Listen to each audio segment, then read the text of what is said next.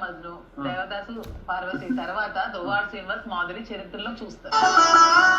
అగరబత్తి కాదు, నిన్నెవడు అడిగాడు? ఇంత లేటు వయసులో ఇంత ఘాటు ప్రేమ ఉంటుంది. ప్రేమకి లేటు ఇవన్నీ ఉండవు నాకు.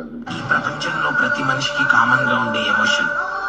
ఎంతో మంది అందగాళ్ళు ఉండొచ్చు, ఎంతో మంది డబ్బున్న వాళ్ళు ఉండొచ్చు, కానీ Duvvada Srinivas one and only piece.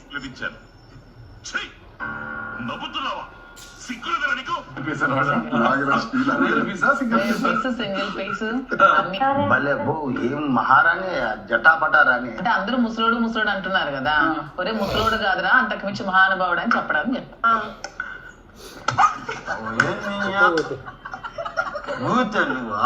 ఏ విషయంలో పోటీ పడమానండి, దానిలో పోటీ పడరా అంటే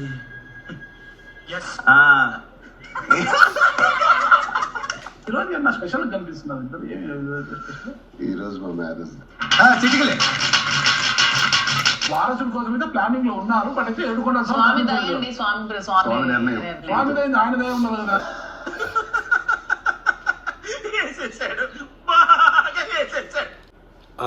లైలా మజ్ను పార్వతి ఇంకొకటి అంతా వీళ్ళ ప్రేమలో ఇందాక అన్నట్టు కామమేనండి.